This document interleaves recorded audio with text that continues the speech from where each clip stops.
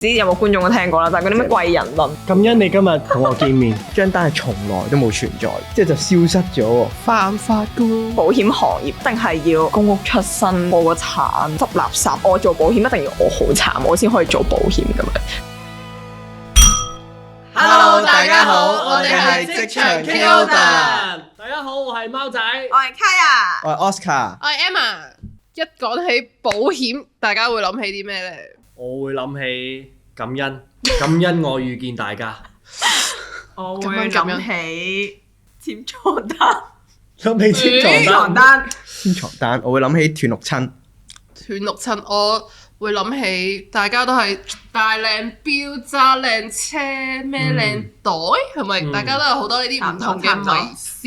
但我想知大家保險係咪真係咁好揾先？應該好多人都想知，大家喺保險試過最多一個月揾過幾多錢呢？試過最高月入？邊個想講先？我先，大家啲目光即刻投晒過嚟，啲目光即刻投晒過嚟，唔知點解。大約十頭咯，係啦，大約呢個數咯，10零咯。咁我就再多少少咯，即係幾多？再多少少，即係幾少少咯，即係幾多？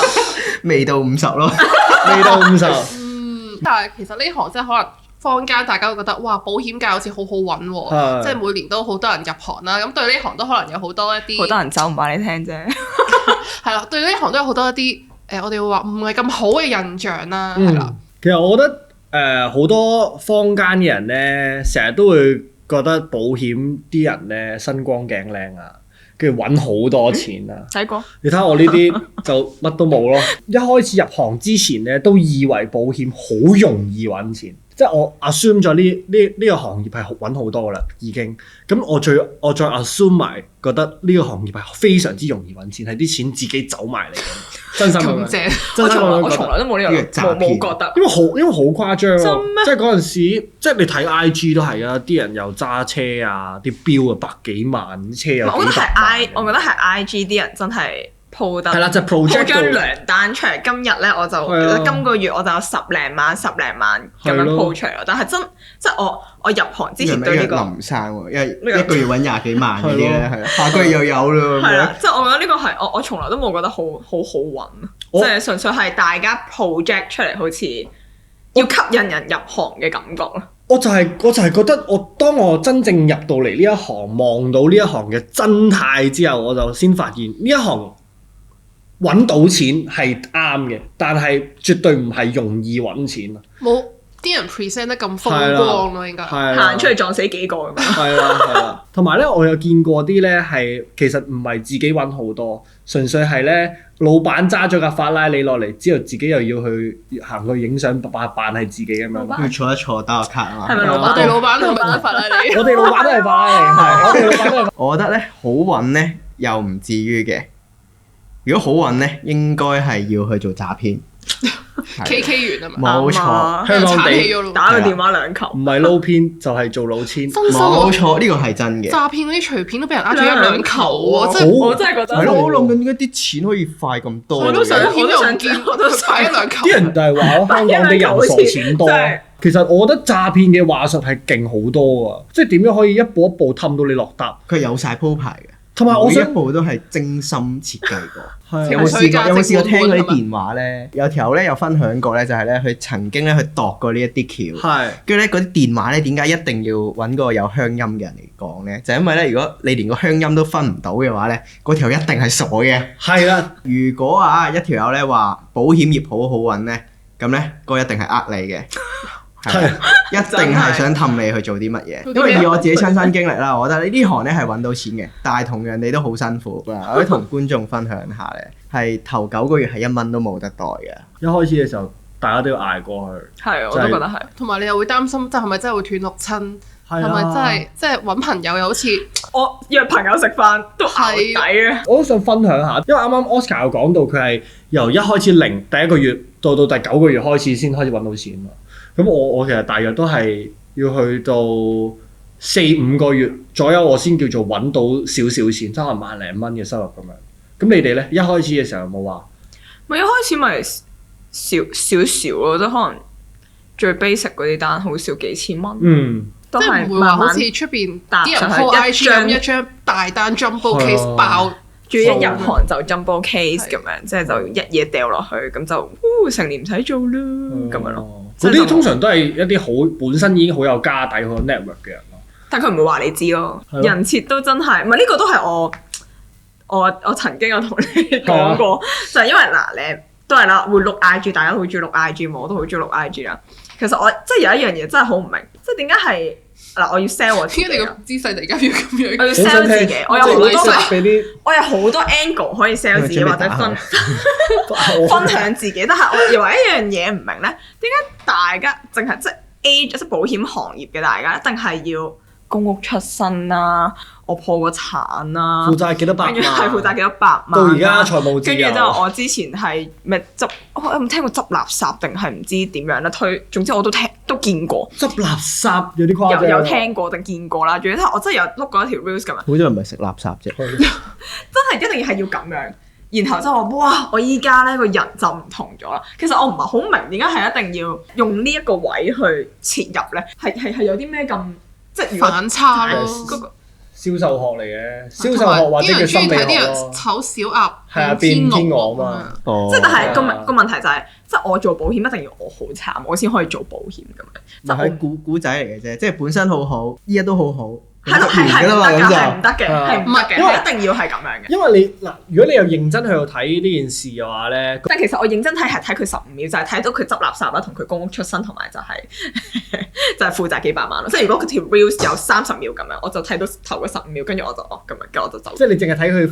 唔係，因為但係一式一樣嘅喎，你冇睇我唔知係咪出面坊間係咪教係可能有啲課程應該係㗎，呢個就係公式課程係咁化咯樣啦。，就係一式一樣，但係你碌開就會繼續碌噶啦嘛，咁樣佢就會一式一樣都係呢啲。因為個呢一個模式因為好多人都想睇到一個好普通、好平庸嘅人成為一個好勁嘅人啊！好似你睇小即係你會有會個代入，睇呢種你會有容易啲代入啊有共鳴你明唔明啊？係啦，但係就係呢樣即係好似嘢，我就會覺得睇 AV 呢樣嘢，需要揾個點解要揾個樣衰嘅男人去做男我真優？㗎。就係因為令到啲人容易啲代入落去，哦，佢都得哦，即係如果我揾個男神好似木村拓哉咁去做男優，當然可以，但係會有人覺得啊，佢咁靚仔，咁佢梗係得啦。真係咁樣係啊，哇癲！你唔知㗎？我未我一直都試過，喺度諗緊，我代入唔到，對唔住我一直都喺度諗所以呢緊點解我 AV 嗰啲人咧，全部都係咁醜，同埋一定係有其實就係因為咁樣啊，就係因為好多睇 AV 啊，我唔可以咁樣講嘅，即係只有即係只可以本身講話嘅對。象即係大只係話眾，市場。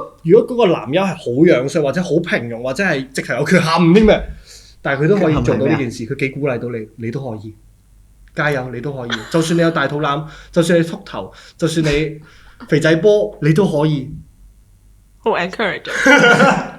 唔係，但係 back to 翻我係覺得係即係呢一樣嘢都係正令到大家點樣去睇保險業咯。嗯，即係我原來就係一班。唔係嘅，冇乜點讀書。唔係冇乜點讀書，我覺得唔係冇乜點讀書，但係即係我大家都係咁樣啦，即係你唔會有明星會話俾你聽，就係我之前唔係，其實唔會將呢諗啲嘢畫出係咪有嚟。 bias 係本身之前嗰套已經行厭咗啦，所以而家行呢一套。之前就係 show 名車、show 名錶、係啦 show 名牌袋，咁而家就係冇蘇慘啦，一樣嘅一樣嘅，一樣嘅。呢一隻蘇係係啦加錢先啫，而家先賣好慘慘，係啦，再然後講嘢嘅大家有幾有錢咁樣啦嘅。同埋我覺得有個 bias 喺度咧，就係啲人覺得咧做保險業咧就冇乜學歷啊。其實呢行都有 master 同埋博士，其實好多係啊專業人士都會入係啊嚟，即係中途轉行入嚟。即係啊係我哋都好多。我覺得咧呢一行咧係本身入嚟嘅起步已經好難啊，嗯即係唔似其他文職工啊，或者係有底薪嘅，係真係每個月有個穩定收入啊嘛。做收入係啦，咁所以係一哦定會經歷一個好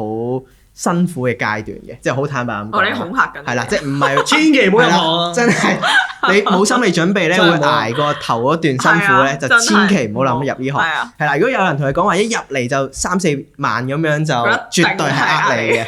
係啦，係啦，咁我覺得係因為每一個人都一定經歷過呢個辛酸嘅階段。嗯，係啦，咁留得低就有個古仔就可以分享啦。嗯，咁留唔低嗰啲就你見唔到佢啦。係啦，就已經消失咗，佢已經就分享唔到啦。佢已經投奔咗其他行業啦。係啦，即係譬如我咁，我一開始係好辛苦，係1蚊都冇，跟住屋企人又話：唉，你快啲轉工啦，咁樣成咁樣。咁我一開始係送外賣嘅，係啦，我啱啱入行嗰陣時，我仲要去做下外賣仔咁樣，去幫補下咁先有飯食咁樣。係啦，咁一定有呢個階段嘅咁樣。我都係啊，一開始頭嗰幾個月係去做搬屋咯，去翻嗰啲搬屋咯，跟住一個禮拜有可能2-3日去做搬屋，有2-3日翻去學嘢咁樣咯。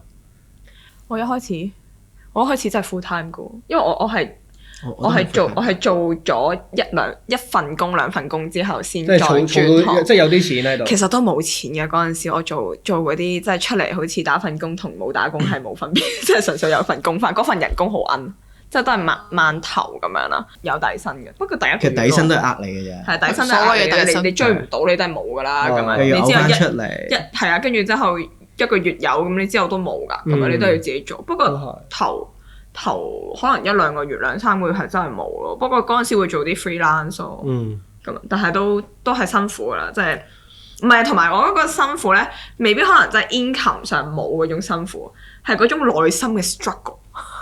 即係你會心諗，我係咪真係要做呢行咧？哇！跟住我真係要去揾朋友咯。跟住你就會心諗，你就會腦補好多啦。啊！我而家 WhatsApp 佢，問佢出嚟食飯飲杯咖啡，係咪好鉗咧？咁樣佢係咪會諗我一定係 sell 佢保險咁樣？跟住你就會不停喺度內心內。唔使諗，一定係。你就一直喺度 struggle 咗好耐。你知唔知有呢個諗法，你就會慢慢延伸到你就算普通想同朋友食飯，你都會嘅時候，我哋都會諗：啊仆街！我如果約佢啊，佢會唔會以為我想 sell 佢啊？咁樣嗰啲。係啊，即係譬如而家可能即係做咗好耐一段時間啦，跟住有時都會出去，即係人哋會問你：喂，你做咩啊？咁樣有時唔係你，我唔係想瞞你話俾你聽啊！我做保險或者我做 broker，而係我唔想，因為我做完呢一樣嘢之後，你覺得即係我要解釋啊，即係就係嗰啲人下一句就問啊，你咪 sell 我啊咁樣，跟住就我齊曬㗎啦。所以通常咧會問講咩？唔講保險咪講我做金融嘅。但係金融佢就會問你金融做邊度金融？唔係喎，金融其實你咁樣咪可以篩走好多人咯，因為嗱就好似個詐騙電話咁樣，點解佢要用嗰個鄉音？就係為咗篩走啲聰明嘅人啊嘛。你講咗你去做保險 broker 或者做保險又好，做咩都好，你咪篩走咗一啲有質素嘅人咯。唔係，但個問題係啲冇質素嘅人先會問你咪上 sell 我咁樣。唔係，但個問題係我係想出去食個飯。即係我唔係想講工作關於嘅嘢，即係我究竟我做乜我都唔知，淨係想出去食個飯，識個朋友得唔得啫？係咪一定要問我？你一定係講工作，你係咪做乜㗎？你做乜鬼啊？咁樣你係咪要 sell 我啊？你係咪好多錢啊？咁樣即係一定要咁樣，我出去食個飯咋？所以你就可以透過佢，如果講呢句説話，你就知道呢個人以後都唔使同佢食飯，因為佢根本就係一個冇質素嘅人，唔需要嘥呢啲時間。或者有好多人講話，就係你入咗保險呢行，你就會發覺，即係你嘅朋友係點樣去睇你。呢個都係真嘅。點樣去睇我？好做朋友嘅。唔係嗱，睇我嘅意思唔係你唔揾我去買單就係唔係一個朋友啊嚇！即係我覺得呢個係呢個唔等於啊嚇！即係我身邊好多好好嘅朋友都未必係我嘅客嘅，呢個係真嘅。但我同佢會唔係朋友咯。但我只係覺得啊，如果真係你係朋友，你正常都會揾一個朋友去幫你去處理呢一樣嘢啊。即係你如果需要嘅話，咁但係如果佢真係同你好話就同你好 friend，跟住之後我揾咗第二個買嘅時候，你點都會有少少 hard feeling 嘅，即係有受傷添嘛。應該我唔會主動去 sell 你或者hard sell 你啦，我純粹會問如果我做呢一行，咁你有需要咪揾我咯。咁可能平時出嚟食飯都淨係講即係自己 personal 嘅嘢啊，或者可能少少工作嘅啦，唔係 sell 佢。但係到最後轉個頭，你會見到佢揾咗第二個買，唔知俾邊個夾咗，係啦，我俾人夾咗，傻仔單。跟住你就會開始懷疑自己人生啦，就又喺度諗究竟係咪好多自我懷疑？係啦，所以我覺得入行辛苦個位咧，就係你會有好多內心嘅小劇場。我唔知係咪係啦，自己都你會覺得內耗緊，係內耗。通常個 period 幾耐啊？你哋覺得？我自己就咁睇咧，我諗 around 半年起跳。頭嗰半年都會有啲 struggle，即係前半年咁短，即係起碼3年至少啊，耐唔耐出現翻添啊？係啊，間唔時佢就會咩咁樣，又係我啦。因為翻唔到轉頭啦，我已經洗濕咗個頭啦，我已經翻唔到轉頭啦。翻唔到邊度轉頭？因為我而家第一啦，幾樣嘢，我真係有諗過，我真係曾經有諗過，之後就覺得冇可能，我已經翻唔到轉頭。第一就係而家嘅使費太大，我揾唔到一份工係可以完全 support 到我而家嘅正常開支啦。第二樣嘢就係我翻唔翻嗰啲8點半翻到 office 9點翻到 office 嘅工啦。嗱，你冇咁有啲 agent 嘅 team 都仲係翻緊8點半㗎嚇。所以我都做唔到佢哋嗰份工㗎。正能量嘅 team 係6點半。 6點半6點半起身，7點半翻到 office， 我哋一齊然後打卡，口號打卡係一定要俾人知，我今日翻咗工，係最好早翻工。冇錯啦。諗起都驚。真係做唔到啊！啲我都做唔到，唔好意思啊。但係話又咁樣説回來喎，我哋可能晏翻工，亦都代表我哋晏收工嘅。咁所以其實純粹一個24/7都 preference 啫，做緊係啦嘅，即係你唔通個客有咩事半夜揾你，你唔通講我瞓緊覺，你聽哇朝先。我試過點半鐘，夜晚點半鐘，個客打嚟話要同你傾心事，係啦，傾心事，真係嘅心好事台癲啊，好癲啊！真係傾心事。佢就係咧一個 uncle 嚟嘅，係啦，我係男人客㗎。床單。你起身1點半，1點係啊，半就因為夜晚啲錢銀嘅嘢啦，跟住就同佢老婆鬧交，係話會離婚。係跟住就打嚟就問我啲錢銀點解決，佢就覺得解決咗就係就唔使離婚啊係啦，就唔使離婚係啦。咁但係其實佢嗰一刻已經好唔冷靜，咁我即刻化身咗一個社工，係啊，就俾咗好多情緒價值啦，係我啲額外服務就喺呢度出嚟啊，情緒價值滿滿。係啦，跟住之後就真係要等佢冷靜翻啲先可以傾到偈咯。係有好多呢啲喎，同埋譬如去旅行咁個客話真係入醫院咁樣，你都要覆㗎啦。咁啊！我就係入醫院嗰個，我自己覆自己。我遇到嘅客人又未去到話喊晒咁樣打電話俾我咁樣，咁但係我係真係好似你啱啱講話喺邊度都要覆機，就係我有試過有一次去旅行，同啲 friend 落咗間超超地嘅吧飲酒，咁啊飲咗幾杯，跟住有啲醉意咁樣啦，突然之間見到個電話個客人打電話嚟，之後即刻9秒9飲啖水，之後行出個酒吧解酒喎呢個揾個靜啲嘅位就即刻傾電話，係啊，咁啊又講翻份單嘢，講咗40分鐘啊嗰個電話。同你朝頭早一樣啫嘛，你未醒嘅時候講係一大，喂係你好啊，係我即刻入狀態，喂係啊，做緊嘢，即刻幫你睇下。係即刻幫你，OK，冇問題，覆你。我即刻睇下，嗰陣時11點半左右啦，11點夜晚11點幾啊，佢突然間打俾我，佢仲要咧係用 WhatsApp call，因為我喺外地，我懷疑佢係本身用過電話 number 打電話俾我，發現打唔通，跟住再用 WhatsApp 打電話俾我，我都好 appreciate 佢咁對張單咁有感恩，感恩遇見呢位客人，咁啊令到我又有新嘅體驗。我可以分享下最早咧，我試過5點幾起身，就因為個客咧要湊個小朋友翻學，係6點幾嘅。咁佢一送完就即刻同我傾嘢啦。係啦，跟住最晏咧就試過夜晚2點幾，因為個客係翻夜更嘅。係啦，即係9點開工，跟住之後1點幾就中場休息咁樣，要2點先得閒。係啦，咁我就試過個工作時間就係咁長咯。我試過有，因為我個客係喺移民咗去加拿大，咁所以咧我就喺香港同佢 Zoom 嘅時間就凌晨1點鐘咯。香港凌晨1點，唔係嗰邊凌晨1點。所以我試過呢個係我試過最夜嘅見客時間啦。但係我同時我都試過即係整啲文件啊，或者整啲數據嘢，整到3、4點都試過。見客時間可能我都係最夜都係10點零11點咯，可能傾到12點1點。我諗正常都係呢啲時間嘅。你哋啲客都幾好。純粹係我個客係咁啱喺加拿大啫。咁所以先會咁夜。如果唔係正常，我都唔會想1點鐘同佢見面。呢個係跨境銷售啊！跨境銷售傾偈啫，傾傾心事。男定女啊？呢個有啊，呢個女年輕人太唔腳踏實地。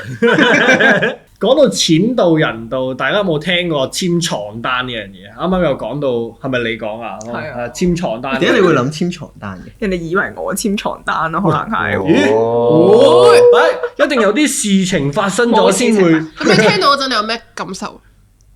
欣賞你嘅。都係對我美貌認可，完全唔係你入行你點會咁樣諗啊？即係你入行人哋會話啊，你條裙短啲啊，跟住之後個領低啲，你就去出去簽單㗎啦咁樣。跟住你第一樣嘢諗就係做乜鳩啊？入行就會覺得我做保險呢一行好似做雞咁樣咯。有呢個真係有呢個諗法嘅咁樣，即係所以要覺得點解會個風氣係咁樣嘅，唔單止係同事喎，講緊係真係出去可能做 friend 或者可能有啲男性嘅朋友或者你去揾交友 app 都係咁樣，即係都係有一個類似呢一個目光咯。即係我就覺得哇好鉗啊！即係好好地都係個職業啫，即係好似做到好似做雞咁樣喎，大佬！即係我唔短裙，我依家即係我唔 deep V 我就簽唔到單㗎啦，咁樣唔 make sense 噶嘛？而家即係21日冷靜期，大佬即係你張床單要21日之後要再 renew 咁樣。係咯，即係你一定唔係一次咯。係個床單燙緊，其實我都瞓緊上去，鋪緊係咪啊？換嗰個沖緊啊！其實我由入行開始就已經聽到我到而家，我都唔係好理解成個實際嘅操作嘅究竟係。唔係，我覺得係一個都市，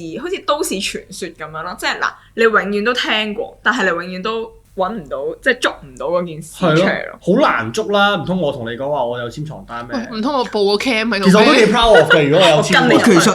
其實簽嗰條友係 OK 嘅喎，即係客啊，客嘅就 OK 啦。係咪㗎？你冇啊？即係如果客會唔會嗱？如果有人係客人嘅身份，可以留言話我簽過，係啦，我唔需要話簽邊個簽你嘅，係啦，我簽過就得㗎啦。好想知，我想知。唔係，我成日都覺得呢個係三贏嘅局面嚟㗎喎。個客又贏，係咪抌咗嚿錢出去做投資？通常可能買啲大額嘅 saving，咁嗰啲又唔會蝕錢嘅，即係唔會點蝕錢，好難蝕錢嘅。咁佢有機會又賺到錢，個 agent 又賺到業績，又賺到錢，哇！雙贏、三贏，保險公司都要贏埋，哇！佢哋又多咗收入，哇！簽床單令世界更加美好。認真研究啊呢件事。我真係又唔係，因為我第一就係研究呢樣嘢嘅可行性啦。第一樣嘢就係，第二樣嘢就係點解會有呢樣嘢出現。但嗰21日嘅冷靜期，你諗住點咧？其實唔使 benefit 公司嘅喎。係咯。佢直接俾錢咪得咯，唔同咁有時。點解唔直接俾錢你？俾你袋落袋唔係仲方便快捷咩？呢個就會變咗做冇咁三贏啊！即係我撇除咗保險公司先，我撇除咗保險公司，我就係站喺客人同埋。咁要出去酒店咯，咁就酒店都贏埋，仲要搭的士，振興香港經濟，冇錯，食埋飯，簽床單振興香港經濟，係唔係真心㗎？因為你諗下喎，一個循環。嗱，如果我淨係俾錢，即係我例如即係就咁淨係俾錢嘅話，咁同叫雞冇分別啦。咁淨係俾錢嘅話，咁個客淨係可以 enjoy 到嗰個 moment，嗰半個鐘、1個鐘叻嘅話，咪一日係啦咁樣。Let's say 係咁樣先。咁但係如果我係買咗一張 saving， 我真係可能攞咗100萬、200萬攞嚟買咗張 saving， 咁我完事之後，我仲有張單喺度。個 agent 又會覺得我係憑實力拎翻張單。呢個奇異，我有付出㗎，咁咪咯，係嘛？唔係俾人包，食個夜粥咁樣。係啊，有啲功夫真係咁講，真係咁。同埋喺 agent 嘅角度，佢會有個優越感㗎嘛。哇！我又簽咗張唔知幾大嘅單。我憑我嘅魅力簽個優越感係咩？財色兼收。財色兼收呢個字用得幾好啊！財色你好似有啲故事喎。點解？兩邊都係財色兼收。都係嘅。我都有試過俾人話簽床單嘅。係點樣咧？就係第9個月咧，咁有個僆仔無啦不嬲都係冇數噶嘛，都係0噶嘛，即係都唔會突然間一嘢第9個月就嘣一聲，跟住就出翻啲即係有啲單嘔出嚟噶嘛，跟住就話佢一定係簽床單。不過我都欣賞講我嗰個人嘅，係啦，佢都係垂涎我嘅美食。仔定女嚟㗎？係啦，我唔知啦，點知點兜個圈咁樣。大隻就講唔過啦。俾人話都係一個好事嚟嘅，係啦，即係唔係個個都可以簽到床單㗎嘛？係呢個真係。暫時我而家都未試過，咁我都好歡迎觀眾啲嘢。我都冇。但係我想講，真係如果有人真係有簽過呢一張，即係作為客人，係啦，可以講下究竟個心路歷程啦，同埋究竟係點樣個實際操作，處理係實際操作係啦。即係同埋會 last 幾耐？即係嗰個21日冷靜期究竟係我今日同你簽咗，過咗俾晒錢，過咗21日冷靜期生效咗之後，我先同你去酒店啊。簽嘅時候同樣地 book 埋個酒店房，喺個即係酒店房入邊簽。唔係，即係我同你簽咗先，係啦，簽咗 OK 嗱，你簽個名俾埋21日之後，係啦。之前睇連登都會有啲人講噶嘛，會有個 package 嘅，就簽完張大單之後咧，就1個月可以見4次面咁樣。我真係有冇睇唔知啲過呢啲？ idol 嘅呢啲，我一開始唔睇，見一開始面會唔知係咩潮文定唔知點。手會係啦，嗰陣時我未入行，跟住我係當粒花生睇下啦，咁就係可以 book 嘅，一個月就可以見4次咁樣。跟住到實行咗之後，見完第一次之後咧，之後嗰3次咧就會話啊好忙，夾唔到個時間咁樣。係見面做咩？呢啲仲誇張喎，佢唔使上床添喎，直頭係你見我已經係你嘅福利，咁你要簽單咯。哇！即係如果我做到去可能咧四古天樂、周潤發嗰個，咁其實同即係收後生兵啲係咪先？Ivy Show 係咪先？收兵冇分別嘅喎。咁所以唔係因為我有聽過手法咯個女仔係有咁樣講過嘅，即係有女仔係講過，如果要做我男朋友或者即係要做唔係男朋友，我唔記得咗，做我隻兵咧，首先要簽單先。咁直接咪同佢佢講，你做我隻兵，同我簽翻張單。唔係即係佢同我講啫，我唔知佢有冇同隻兵講啦嚇。嗰啲係咪嗰啲奴性太重啊？佢哋邊個？即係個簽個兵肯簽嗰條。我真係唔知，我唔知呢件事係咪 work 唔 work 啦咁樣算。總之就係愛我就把錢都給我咁樣。但係你覺得呢樣嘢應該係嗰個人自己諗出嚟啊，定係有人教佢嘅咧？哦，即係床單呢樣嘢，究竟係第一張係即係有啲可能係身不由己嘅，跟住個老講真細就吹佢出嚟咁樣。 officially 教就應該唔會嘅，我估。但係即係我相信，真係坊間都有好多唔同教銷售手法嘅一啲。其實未必保險，可能地產都係咁。哦，都係。大家有冇聽過啲咩特別嘅銷售手法？係即係啲人對保險印象咁差，可能都係覺得啊，你嚟嚟去去都係 hard sell 我啊，講完啲嘢又做唔到啊，之後又咩 claim 又 claim 唔到，係錢你又收足咩一咁樣。開始就咩都保，係啦，買完之後就去到保你老母。好多喎呢啲，喺脆都成日講咧，係就啊係啦，guarantee 唔知乜乜乜，因為啲你輸，係咯，跟住係又話秒覆噶嘛，跟住會傾心事嘅，係啦。會關心咪跟住簽完之後講係啦，下咧。跟住到真係有事咧要揾佢嘅時候咧，就六 keep 住親不認係啦，keep 住都係呢單嘢唔係我跟開。係啦，keep 住都係唔應機嘅，跟住再可能隔多1-2個月就變咗單剔添㗎啦會。咁誇張，癲係佢冇做啊！我覺得呢個其實都係點解咁多人對保應該 search 就有險㗎啦。呢行冇咁好嘅睇法，就好多人做下就冇做。開頭同你講話，我會同你跟一世啊。其實呢啱啊！我同你點一世，我都好啱驚。啱識你咋？其實呢個係一個死循環嚟，我成日都覺得，就係因為好多人用一啲好誇張嘅手法去吸引好多無知嘅人入咗嚟呢一行度，而呢啲無知嘅人可能真係做咗一段時間，真係覺得發現呢個行業嘅真相嘅時候，佢就走咗，變相就好多咩孤兒單啊，又或者係好多根本冇售後服務嘅保單出現咗，咁所以 that's why 點解啲人越嚟越憎保險，就係因為我覺得未必佢係。源頭嘅有機會就係啲人用啲太光鮮嘅，所以我覺得可能你應該咁樣孤兒單，即係譬如其實行都會有人走有人留㗎啦，係啊即係我都未必跟到你一世，呢個係真嘅。我覺得 instead 我係即係你可能做完之後覺得呢個行業唔啱你啦，你離開未必係真係嗰個原因。我覺得係即係大家嗰個銷售嘅嗰個手法或者同埋我覺得去係冇乜講嘅交代咯，可能。係啦講嘅嗰個，哦係啊，冇乜交代啊。喂但行都係咁樣嘅，啊行都係質素但有冇係咯啲有冇啲具體嘅例子，即係你聽過或者係見過啦，覺得佢哇咁樣好似啲手腳唔係好乾淨喎？有冇呢啲例子？我可以分享下咯，我可能同緊個客 planning 一張保單咁樣，正常可能係10% discount 咁樣，但係唔知點解咧，坊間會有啲人可以做到15%甚至乎20% discount 咁樣。咁但係點樣做咧？咁我去即係我同個客人可能建立咗一個好大嘅信任關係喺度，跟住佢又同我講翻呢件事，跟住佢俾翻啲資料我睇，原來佢就係同我講緊話，另外嗰 extra 嘅可能5% 或者10% discount，其實係我之後3個月之後會俾翻個回贈你嘅咁樣，根本就唔係喺個 illustration，即係唔係喺個建議書嗰度寫嘅。哦，即係個 agent 私底咁其下實就係嘅係啦，其實就係 agent 私底下俾多個10%你。咁呢啲我就成日遇到，因為做 online marketing 見到好多呢啲人犯法噶喎。一嚟犯法啦，即係第一會釘牌啦，咁你之後啲錢你 keep 住啲收入係冇晒。第二就係我唔係好明咁樣做係攞嚟做咩啊？因為你將你嗰份個 commission 都俾埋個客，咁你做嚟做咩？你簽嚟做咩咧？係咪？我哋係賣專業噶嘛，唔係賣平啊嘛，大佬啊！除咗回佣之外咧，咁其實仲有好多，譬如係真係通過個行業去呃錢，唔知大家有冇聽過咧？哦，我可以分享嘅，我有個客人啦，跟住咧佢本身係幫佢一個親戚，幫一個表哥買單嘅，係啦，咁就做某間保險公司啦，係啦，咁然之後咧，咁佢就冚家買晒啦，即係佢自己啦，跟住阿爸阿媽啦，都係幫全家寶係啦，都係幫嗰個親戚買，都係表哥買。咁啊表哥新年都會恭喜發財咁樣，咁啊當即係會成日見，咁啊好安心啦，由細識到大啦，係啦，個信任一定好大。點知原來咧佢哋一路交錢嘅方式咧都係俾錢阿表哥，表哥幫佢交保費嘅，係啦，跟住去到咧最大鑊咧就係咧真係有一日咧有個大病出現咗喺阿 Auntie 度。係啦，阿媽媽突然間發現有個 cancer，咁啊去揾阿表哥啦，然之後表哥突然間就話 plan 移民，即係就消失咗喎。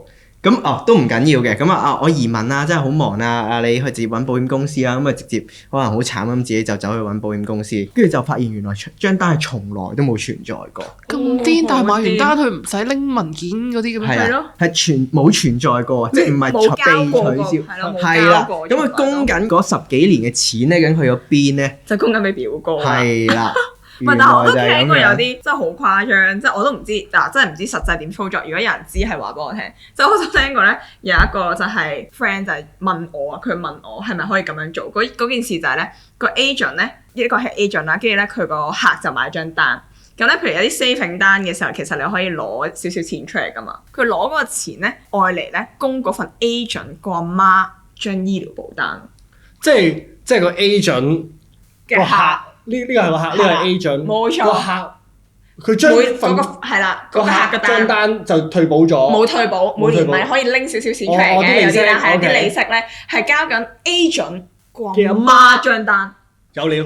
跟住之後我個 friend 問我係點樣做到，我係完全唔知嘅。唔係，你哋咁樣依家打劫咯。係啊，好癲，攞曬啲錢出嚟。但係個問題係點樣？最後咧係賠咗錢嘅。係啦，但係個問題係。呢個實質嘅操作啊，即係可能保險界嘅朋友都知，其實要有可保，即係你有可保利益，你先可以做到。即係我要同你有關係，我先可以擺到嗰張單落去。即係同埋你俾錢，如果第三方俾你都要填啲嘢啦。我係完全唔知點樣運作。我第一下我係以為係嗰個客。佢派咗利息出嚟去銀行戶口嘅時候，個 agent 唔知用啲咩手段，跟住氹佢攞翻啲錢出嚟。完全唔係，因為係個客到最後 find out，心諗我真我冇收過錢喎，從來都。跟住我去直接打去保險公司，跟住先發現到呢件事咯。有料，好有料。咁佢都警覺性都好高嘅。但都過咗一段時間。OK。係啦，因為通常都係唔熟唔食咯，即係我只能夠。我覺得啱啱 Oscar 講我就真係唔熟唔食。係啊，好誇張。我嗰個都係一啲譬如。朋友即係 friend，真係好 friend 嗰啲 friend。at least 都叫張單都喺度，佢連張單都失咗蹤喎。但係我都有個張單失咗蹤嘅例子啊！佢就係咧買嗰啲基金單。咁啊每個月月供嘅方式咁去買，咁我當 let's say 每個月供5000蚊咁樣啦，咁啊每個月供嘅時候咧，咁佢就會俾錢嘅 agent 幫佢入錢啊，或者係過數等等嘅嘢啦。咁跟住 keep 住俾錢嘅時候，有一日個客咧就因為啲財政問題，咁跟住佢就要想攞翻啲錢出嚟啦。跟住咧上咗去嗰間保險公司諗住話退保啦，跟住發現佢由頭到尾都冇呢張保單，跟住最尾揾個 agent 嘅時候。個 agent 就死死地氣咁樣退翻啲錢俾佢咁樣，呢樣嘢咧就係提醒到我哋啲觀眾或者客人啦，就係千祈你交保費嘅時候咧，千祈唔好俾錢你嘅 agent。如果唔係嘅話，你係交學費啊，唔係交保費，你係交緊人生嘅學費啊。OK 啦 OK，同埋咧好誇張嘅就係咧，我嗰份都係叫基金單啦。個基金單都話唔會話好大，唔使攞好多錢出嚟賠啊！佢嗰個 case 嘅話，如果佢 cancer 喐啲使幾十萬嘅喎。唔係，同埋我唔係好 get 喎，就係大家買完張單唔係 suppose 會拎翻個保單文件嘅咩？不過而家有好多香港人唔中意煩，想用 e-copy 跟住。唔係，但係 e-copy 你都會收到 email。但係佢哋又唔 check email。係好多雙電郵咯，但係個電郵已經千幾封㗎。係啊，899加咁樣咯。係。不過我覺得除咗個客錢之外啦，有啲係個 agent 同個客夾埋翻公司錢。我聽過啲係bonus 嗰啲咯，係咪？係啊，又會有 bonus 啊，跟住又譬如係最大鑊係啲咩咧？我聽過咧最大鑊係真係寫咗個假嘅醫生紙，一 cam 咪 cam 幾百萬㗎啦。係啊。咁誇？係啊，佢係包埋喺個銷售嘅過程入面㗎啦。即係佢銷售嘅，即係成個 planning 就係話俾你聽啦，就係話你買呢一張單啦，之後咧我就揾醫生幫你。2年之後就點，跟住之後嚿錢就出翻嚟㗎咯。2年後喎。假設嘅啫，假設嘅啫。但最後係得唔得嘅？最後咁 work 唔 work 嘅咁梗係俾人拉咗啦。點樣得啊？係啊，但係就係點樣諗？首先啦，個客點樣去 buy 呢樣嘢啦？個 agent 又點樣講得出口啦？唔係，但係依家大家去買保險嘅個方法都係我要點樣 claim 得盡㗎嘛。即係如果唔係咧，我就會覺得即係有種心態就係我蝕咗，就係如果呢份單咧唔會令到我有額外嘅收益或者我有好賺咧，我就會覺得我蝕咗。即係大家都呢個 concept，所以就算遇到啲客都會話點樣可以 claim 多啲啊？呢樣可唔可以 claim 到或者嗰個 claim 其實講真。其實你有咩事就係即係你都未必想用啦嘛，即係我講緊醫療單啦，唔係話保障類型嘅單最好就用唔着啦。係啊咁樣，但係所以就係我覺得呢個係有人係用呢一個心態去掌，唔係，但佢都好叻嘅，我掌握到呢個心態嗰個即係嗰個 agent，佢係捉到人哋個心理就係咁樣，然後佢去 sell 呢張單。得出呢個結論咧，就係咧，依家譬如除咗保險之外啦，咁有好多人都講提防騙子啊嘛，俾人嗰啲咧都一定有共通點就係貪心，係好啊貪心，好有道理。同埋我覺得佢哋嘅即係説話，即係 I mean 嗰個 agent 嘅説話技巧都一定超高超，即係你有冇聽過啲好？計好晒㗎啦，好有趣嘅説話技巧，我真係覺得好有趣。連見面第一個眼神 hi 已經 plan 好晒。係點樣咧？感恩你今日出咗嚟同我見面，感恩。我聽過就係嗰啲可能即係可能唔知有冇觀眾都聽過啦，但係嗰啲咩貴人論啊，睇時辰八字嗰啲啊，你就係我貴人啦。唔係，即係佢係嗰啲係你今日買咗張保單就會有好運嘅。唔係佢買咗張保單，你就係我貴人，係你就係我貴人。雖然咧你唔會係 contribute 到我好多，但係咧我路上咧就係我嘅貴人咯咁啊。但係感恩遇見你，一路上有你。我以為香港勁似嘅之前 OK 咧，你買紙巾咧就會有個五星星，你今日幸運星5星。我以為本身我係以為真係即係上網睇，我真係以為係講下嘅啫。真係真係咁做嘅。唔係我問，因為你身邊都有 agent 朋友噶嘛，咁我就會學我都想學下，但係喂大家簽咁多單，咁我咪學下咯。我問佢你平時出去見客係點樣㗎？佢真係咁樣同我講，即係個客好拜。點樣啊？要揾貴人。啱啱我就會同個客人講就係你係我貴人啦。雖然呢張單唔係好大，但係咧你喺我成功嘅路上會 contribute 咗我好多咁樣，咁你就會係我貴人啦。咁我之後咧就會好好相。個客咩事？為他人鋪路。跟住之後我鬼知，然後我真係真實咁樣見到。我聽過類似咯，但係就係第二個通咯，就變咗好慘嘅。幫我啦！我呢個月可能 target 差少少，大家咁 friend 即係。但係其實我覺得呢兩樣嘢都係 cam 好棘喎。但係 work 嘅喎，我聽過幫。但係個問題，我係個客，即係我設身處地係個客。你同我講，我幫下手啊，跟住我下一句我要講粗口噶啦，即係我就關我撚事咩咁樣？即係我買張。唔係可能有啲人就MPF 嚟嘅咋你交俾我啦，即係我都要追下 target 都還好啦，咁樣咁可能我交俾你，我都冇話即係 extra 要拎出錢，但係佢肯定唔係嗰啲唔係 MPF 即係我嗰次講緊佢嗰個唔係 MPF，我就會覺得我覺得佢呢個貴人論係包裝咗包裝得好聽啲嘅，跟住幫手咧就係低 level 啲。我聽過再高級啲係一個金錢係一個能量嘅傳遞。咁即係點啊？你傳咗俾我，你傳咗俾我，係啦。咁你要付出咗個金錢，咁你先可以接收翻能量㗎嘛。喂，老細，你呢個真係世界級。即係你俾完錢我俾翻個正向嘅情緒價值你咯，就係咁啦。究竟買保單定買情緒價值？係啊，哇幾好喎！100蚊一個情緒價值幾好啊！有料有料。仲要咧係一個都做得幾高級嘅人去講，佢真係佢個心咧，我相信佢真係咁諗，然之後佢教育咗佢所有嘅新同事都係咁樣。吸引力呢個係一個文化嚟嘅，令到點解啲人由心底裏就係唔中意呢個行業咯。係，我覺得都係因為咁樣，所以大家都會覺得好避之則吉啦。因為如果我係一個外行嘅，唔係我係一個內行嘅，我都覺得搞唔掂啊，大佬！我係一個外行嘅人心諗。其實我入咗行到依家都仲係覺得好強。講唔出啲乜嘢，講唔出我都講唔出。你真係個貴人啊！咁樣，我真係平時都冇咁樣同人講啦，係咪啊？即係我冇可能係人生入邊冇可能咁多個貴人，個個你望對住個客都係叫貴人噶嘛。VIP 咧，我嘅 VVIP 呢啲個個都係咁多，同渣男一樣。跟住你永遠都係我最愛。主要其實都係呢啲太 low 啦，係咪聽落，所以大家先對咁反感。係咯，同埋好 hard sell 噶嘛，又或者係即係除咗呢啲叫做哇，好似乞求咁樣，又或者叫做唔係，但係佢哋會包裝做另一樣嘢，就係面子緊要啲定係還是金錢緊要啲？錢緊要啲都咯？係。係咁都得嘅，都得嘅，但係都可唔可以兩樣都緊要㗎？可以啊。有錢有 face，但我聽過，我唔知你哋有冇聽過啲咩雞湯咧？當你毒雞湯肯用面子嚟揾錢嘅時候，你就係一個進步咗。當你個地位更加高嘅時候，你到時就可以用你嘅。你講起進步咧，我唔記得咗唔使打斷咗你。係啊我唔記得咗講起進步咧，我覺得其中一樣嘢，我未入行嗰陣時啊，都會覺得就係咧呢一行咧就 agent 啊，或者係仲要喺呢行做啦，一定要係好正能量嘅。係啦，正能量寶寶。朝早起身就自律人生。 4點鐘起身，浸個冰水，跑個步。佢啲英文字母嘅，即係社會細先個就會諗即係哈姆太郎聽日一定會好啲㗎，係咪？聽日一定會更加好嘅啫。係啦，但係估唔到出到嚟社會都仲係要咁樣。我唔知點樣可以24/7都係咁樣。但係而家呢個就係好多保險人可能喺 social media show 嘅一個 present 嘅一個形象，我就係正能量，正能量。你就正。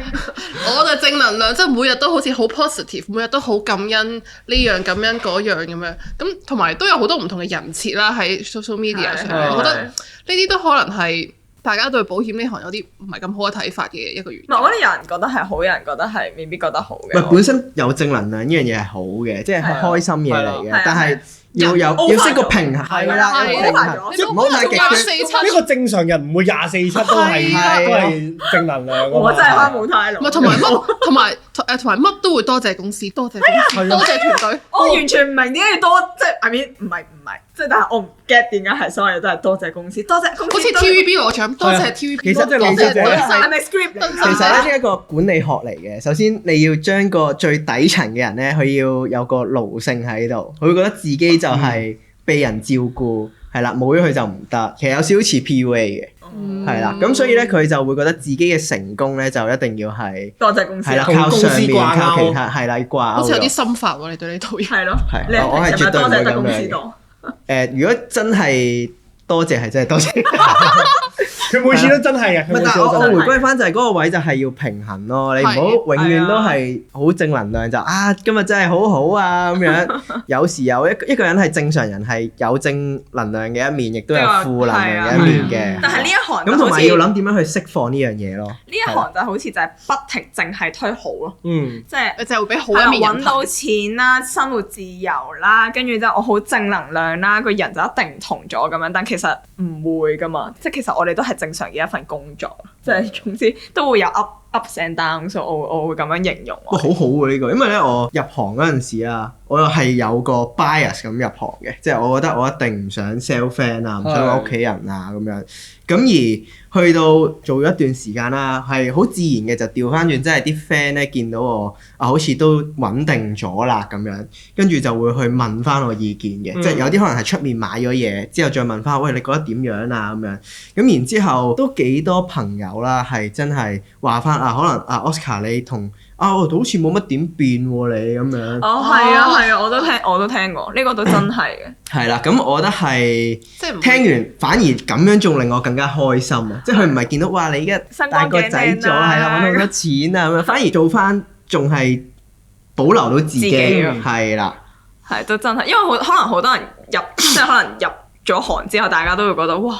佢好似唔同咗咁樣，尤其是係我都有好多即係有啲中學同學做咗 agent 之後咧，好似真係性情大變咁樣。係好似完全180度咁樣唔見，係咪180度？180度啱，唔係360度。180度完全，個人設同人格都唔同。我想好多喎，當坊間啦，即係我見到啲朋友突然之間無啦啦性情大變嘅時候咧，其實最主要都係幾樣嘢嘅啫。一係咧就去咗做保險。一係咧就係上嗰啲咩傳銷都係，一係咧就係做傳銷，一係咧就無啦啦上咩人生課程嗰啲咧，咁所以就令到佢180度改變。咁你話呢個係咪一定係壞事或者一定係好事？我都冇絕對性嘅，純粹係純粹大家純粹係佢180度一變嘅時候，就會開始諗有警覺，睇嚟聞到陣除啊！睇嚟見到條尾，少不免有啲破財嘅跡象。要約你食飯啦！因為咖啡嘅時間，了解我，了解你多啲。癲！不過我想認真啲講咧，就係咧，其實無論做呢行又好啦，或者係其他人行外人睇呢度啦，其實我覺得可以放翻平常心啲嘅，因為其實我自己由唔識呢行到入到嚟咧，我只係講呢行從業員啦，都係正常人嚟嘅。起碼我哋個工作係真係唔係偷呃拐騙先，正當職業嚟嘅，唔使問使咪，即係會唔會有額外服務嗰啲？係啦，咁就都係一個人咯，會講粗口，會食飯，會屙屎嘅。咁我覺得又唔好睇得咁奇怪都會嘅，先。少啲啦。我比正常人少啲，因為靚仔冇計。靚仔唔屙屎啊嘛？靚仔屙少啲，屙少啲。我都屙，但係屙少啲。係咯，我都覺得係一個正常嘅職業同一有啲便個正常嘅人咯，即係冇話真係好特別唔同啊。其實不過依家應該好啲嘅，即係我覺得係大家明道理啲嘅，即係唔會覺得明星仲係明星噶嘛，即係好多依家啲係叫係拉近貼地啲嘅，係因為 social media 係啦，可能都係因為咁樣。係同埋00後又整頓職場咧，嗰個係咪你？係咪你就要關注下我哋嘅 definition。啱啊。 00後整頓職場。即係可能過去好耐之前，可能我當四大天王咁樣係，即係捧到真係神台咁樣係遙不可及噶嘛。咁依家係新式啲嘅新嘅明星係可以傾偈添噶嘛。好多互動嘅 channel。係咯。嗯，咁所以咧，其實呢一行咧就唔係淨係得身光頸靚揸跑車，真係跟住住靚屋嗰啲嘅，絕對唔係其實係都有好多辛苦嘅嘢嘅。係，只不過就係你話唔話俾你聽啫。係啦，唔係想冇人話俾你聽，依家有機會咧就分享咗一啲黑暗面啊，或者辛酸事啦，咁就不妨咧就如果有同行都捱過呢段時間好辛苦嘅，都可以分享你嘅故仔喺我哋 comment 度，或者你聽過有啲咩關於呢一行有趣嘅嘢咧，我哋都可以或者你一齊去傾下。想了解呢一行有啲咩陰暗面啊，或者有啲迷思係有啲人話保險係咁嘅喎，係咪真係㗎？歡迎 DM 我哋或者喺下面留言，咁我哋會盡快回覆，或者叫盡量回覆，或者叫如果我哋唔知，我哋都要去不過問下人。最緊要咧就係咧一開始咧嗰個簽床單嗰個客人咧就記得真係一定要你唔留 comment 都 OK， DM 我，係啦好想知。好想知，真係好我想知。哋會真係好想知保障你嘅私人。係啦係我一定唔開係啦係啦名，乜都唔開，淨係講故事啫。哇係啦，我真係好想知。好期待，真心嘅我而家好期待，我而家好期待，真心嘅等緊你啊！而家等你。